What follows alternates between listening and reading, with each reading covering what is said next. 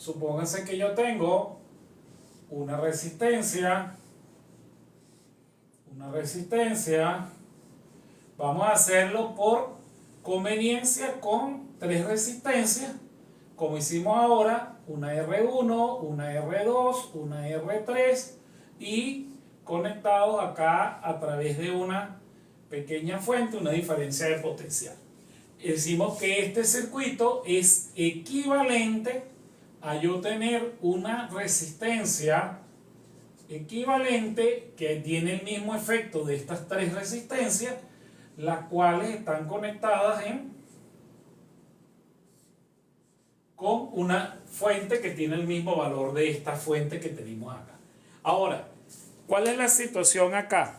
¿Qué tenemos nosotros? Bueno, esta fuente, si observamos entre el borne positivo de la fuente, tenemos un conductor. Nosotros este conductor lo vamos a suponer que no tiene resistencia, es un conductor ideal, y todo lo que esté conectado a este conductor ideal, que no tiene resistencia, está al mismo potencial de este borne. Es decir, todos los puntos de este conductor hasta llegar a esta resistencia tienen el mismo potencial. Todos los que siguen por aquí hasta llegar a esta resistencia tienen el mismo potencial de este borne, y todos los puntos hasta esta resistencia tienen el mismo potencial de este borne. ¿Qué quiere decir? Que todo lo que está a la izquierda va a tener el mismo potencial del borne izquierdo de esta fuente de voltaje, siempre y cuando en el camino no tenga una resistencia, siempre y cuando en el camino no tenga un capacitor, siempre y cuando no tenga un transmisor o cualquier otro dispositivo eléctrico o electrónico que pueda producir una caída de tensión. Entonces, la tensión a lo largo del conductor se supone que es constante. Eso se estudia cuando estudiamos el potencial eléctrico en los conductores. Por otro lado, este borne, el borne negativo, todos los puntos que están conectados al borne negativo, mientras no tengan una resistencia o un capacitor o otra fuente, van a tener el mismo potencial que tiene este borne. Todos estos puntos tienen el mismo potencial, de modo que el potencial de la batería va a ser el mismo potencial que tienen la resistencia 1, es el mismo potencial que tiene la resistencia 2 y es el mismo potencial que tiene la resistencia 3. Este lo vamos a llamar total y en forma general lo vamos a llamar B. ¿Cómo sabemos que es en paralelo? ¿Cómo sabemos o cómo deducimos que está en paralelo? Bueno, imagínese usted que cada uno de estos marcadores representa de alguna forma un poquito de corriente, y la corriente sale, toda la corriente sale acá, un pedacito se viene por aquí, el otro dos siguen, uno se viene por este lado y un tercer pedacito está por acá. Cuando la corriente se divide, aunque después se vuelve a encontrar y se vuelve a encontrar para llegar acá, entonces nosotros decimos que estas señoritas están conectadas en paralelo. Es decir, esas resistencias están conectadas en paralelo. Como están conectadas en paralelo y nosotros acabamos de ver que la corriente, un pedacito se fue por acá, otro por acá y otro por acá, yo puedo decir que la I que está saliendo de esta fuente, la I total, va a ser igual a I1 más I2 más I3 más suspensiva. En forma general, I total va a ser igual a la sumatoria de los I sub 1 hasta N de las diferentes corrientes. Hasta así I mayúscula y sub I.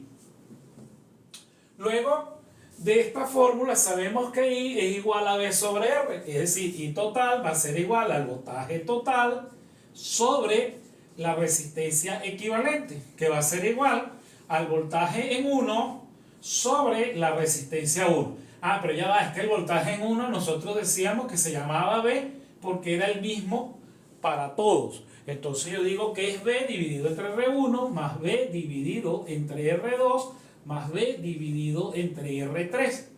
Si yo saco factor común voltaje y este B total también es igual a B, yo digo que esto es 1 sobre R equivalente, que va a ser igual a B, que multiplica a 1 sobre R1, más 1 sobre R2, más 1 sobre R3 en este pequeño circuito de 3, pero podemos tener muchísimos más. Esta B pasa a dividir acá y se cancela, por lo tanto 1 sobre la resistencia equivalente va a ser igual a 1 sobre R1 más 1 sobre R2 más 1 sobre R3. Y esto es lo mismo que decir que 1 o el inverso de la resistencia equivalente va a ser igual a la suma desde I igual 1 hasta N de los inversos de cada una de las resistencias que tenemos. Mientras aquí la resistencia, equivalente, que por cierto quedó bien feo aquí, equivalente era igual a la suma de las resistencias, aquí el inverso de la resistencia equivalente es igual a la suma de los inversos de las otras resistencias. Entonces colocamos acá, para resumir, paralelo, yo no se ve, ahí se ve mejor, ¿verdad? Ahí sí se ve, se empieza a ver un poquito mejor. Repito. Las resistencias están en paralelo, ¿verdad? El potencial de este borne de la fuente es exactamente el mismo mientras en estos conductores no exista un elemento eléctrico o electrónico que haga que caiga la tensión. Entonces, si el conductor está libre de otros elementos, se supone que la tensión o el potencial es el mismo. El de la izquierda va a ser el mismo del borne izquierdo y el potencial a la derecha va a ser el mismo hasta el que se tropieza con la batería. Por lo tanto, la caída de tensión aquí es la misma caída de tensión que hay aquí, es la misma que hay aquí y es la misma. Dado que este potencial es el mismo que está aquí y este que está acá es igual a este. Por lo tanto, el delta es el mismo que aquí, es el mismo que aquí y es el mismo que acá. Eso es lo que nos dice acá. Luego, si la corriente se divide para pasar por cada una de las resistencias, entonces la intensidad de corriente total va a ser igual a la suma de cada una de las intensidades de cada uno. Luego tenemos que como esta intensidad de la corriente es la suma de las identidades, yo voy a sustituir para cada uno. La intensidad de la corriente 1 es el voltaje dividido entre la resistencia 1. El de la 2 es el voltaje sobre la resistencia 2 y el de la 3 es el voltaje sobre la resistencia 3. De esa manera nosotros tenemos que sacando factor común la diferencia de potencial y pasando una a dividir al otro lado, se cancelan, es decir, voltaje entre voltaje da 1. Y me queda que el inverso de la resistencia equivalente es igual a la suma de los inversos de cada una de las resistencias.